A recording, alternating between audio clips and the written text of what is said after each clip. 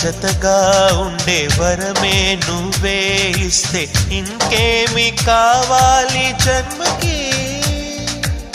మచ్చలేని చంద్రుడిని మాట రాక చూస్తున్నా, వరస కాని బంధుని చొరవ చేసి అంటున్నా, ఇంకెప్పుడు ఒంటరినని అనరాదని, నీకు సొంతం అంటే నేనేనని.